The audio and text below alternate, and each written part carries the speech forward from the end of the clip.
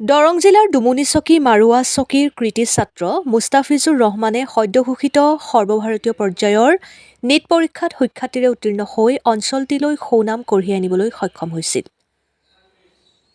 ইতিমধ্যে তিনিচুকীয়া মেডিকেল কলেজত MBBS নামভৰ্তি হোৱাৰ পিছতে দুমুনিচকী মাৰুৱা চকী গাঁওবুঢ়া চুবাৰ সমাজে এক অনুষ্ঠানৰ জৰিয়তে বিশেষভাৱে সম্বৰ্ধনা জ্ঞাপন কৰে মুস্তাফিজুৰ ৰহমানক। একেদৰে মুস্তাফিজুৰ ৰহমানৰ পিতৃ মাতৃকো সম্বৰ্ধনা জ্ঞাপন কৰে।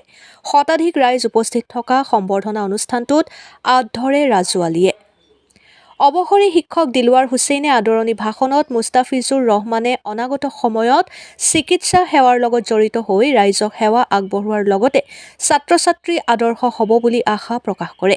সভাত স্থানীয় সমাজকৰ্মী মমতাজ আলী, বৈতুল্লা আহমেদ, শিক্ষক শামছুদ্দিন আহমেদ, শিক্ষক জছিমউদ্দিন আহমেদ, ৰফিক আলী, আফজল হুছেইন, প্ৰাক্তন আছু নেতা দায়েদামুল হক চৌধুৰী, মঞ্জুৰল হককে প্ৰমুখ কৰি কেইবাগৰাকীও বিশিষ্ট ব্যক্তিয়ে মুস্তাফিজুৰ ৰহমানৰ এই নতুন যাত্ৰাৰ বাবে অভিনন্দন জ্ঞাপন কৰে। চিপাঝাৰৰ পৰা ইন্দাদুল হকৰ ৰিপৰ্ট, অৰুণোদয় আছাম।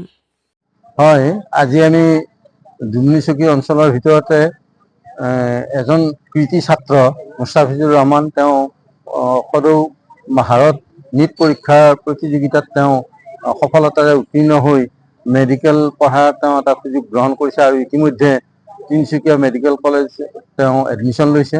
আৰু এই মেডিকেল কলেজত এডমিশ্যন লৈ অহাৰ পিছত আমি আমাৰ অঞ্চলটোত যাতে শিক্ষাৰ এটা ভাল বাৰ্তা বিয়পি যায় বা অঞ্চলটোত শিক্ষাৰ পোহৰ বিলাব পাৰোঁ, তেনে এটা উদ্দেশ্য আগত ৰাখি আমি এখন সম্বৰ্ধনা সভাৰ আয়োজন কৰিছিলোঁ।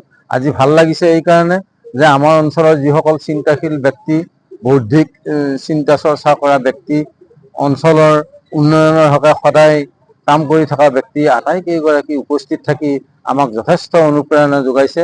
এনে অনুপ্ৰেৰণাদায়ক উপস্থিতিৰ কাৰণে আমি সঁচাকৈয়ে বৰ উৎফুল্লিত হৈছোঁ আৰু আশাবাদী হৈছোঁ যে ভৱিষ্যতলৈও আজি এজন মুস্তাফিজুৰ নহয়, আৰু শ মুস্তাফিজুৰ ৰহমান আমাৰ অঞ্চলৰ পৰা ওলাই আহক, ওলাই আহি এনেধৰণে সৰ্বভাৰতীয় যিকোনো প্ৰতিযোগিতামূলক পৰীক্ষাত অৱতীৰ্ণ হৈ সফলতাৰে আগুৱাই গৈ গৌৰৱ কঢ়িয়াই আনক, তাকে আমি কামনা কৰিছোঁ।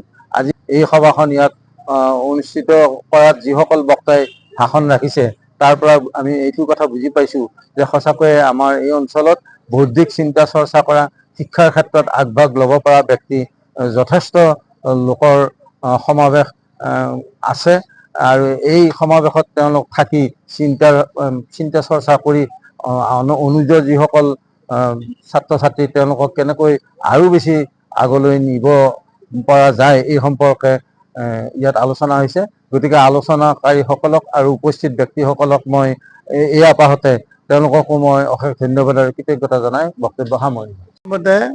এই চেনেলৰ সকলো সংবাদদাতাক ধন্যবাদ জনাইছোঁ। আজিৰ যিখন সভা অনুষ্ঠিত কৰিলে, এই সভাখনে আমাৰ এই অঞ্চলত বা এই দেশত এটা লেখত ল'বলগীয়া কথা মোৰ মনত পৰিছে, আৰু এই কথাটো মই ক'বলৈ বিচাৰিছোঁ যে শিক্ষাৰ ক্ষেত্ৰত, মেধাৰ ক্ষেত্ৰত ইয়াত কোনো ধনী দুখীয়া কোনো ধৰ্ম নাই। এইটো উদাহৰণ মুস্তাফিজুৰ মেধাৰ ক্ষেত্ৰত আমাৰ এই অঞ্চললৈ এটা ধুনীয়া বাৰ্তা কঢ়িয়াই আনিছে। MBBS পঢ়িবৰ কাৰণে তেখেতে চিট পাইছে, তাৰ এটা উদাহৰণ যে একেবাৰে গৰীব পৰিয়ালৰ পৰা যায় তেওঁৰ যিটো মেধাৰ যিটো ব্ৰেইন, যিটো শক্তি, সেইটো পৰীক্ষাত উত্তীৰ্ণ হৈছে। ইয়াত কোনো জাতি ধৰ্ম নাই। আমি এই সুযোগতে নীট পৰীক্ষা পাতোতাসকলক, চৰকাৰক ধন্যবাদ জ্ঞাপন কৰিছোঁ, যিহেতু আমাৰ এই অঞ্চলৰ এজন দুখীয়া ব্যক্তিয়ে তাত উত্তীৰ্ণ হৈছে সম্পূৰ্ণ মেধাৰ ভিত্তিত। তাৰ বাবে মই চৰকাৰক ধন্যবাদ জ্ঞাপন কৰিছোঁ। গাঁওবুঢ়া চুবাৰ মুকুল আলীৰ ল'ৰা মুস্তাফিজুৰ ৰহমান, তেখেতৰ নীটৰ এক্সামত যোৱাবেলি 4বাৰ ট্ৰাই কৰিছিল। এইবাৰ তেওঁ 4বাৰৰ মূৰত এইবাৰ তেওঁ পাবলৈ সক্ষম হয় আৰু নীটৰ এক্সামত বহুখিনি কষ্ট কৰিছে। মই তেওঁৰ লগত বহুখিনিয়ে জড়িত হৈ আছিলোঁ, আৰু তেখেতে যিমানেই যি নহওক প্ৰতিটো খবৰে মোক দিছিলে।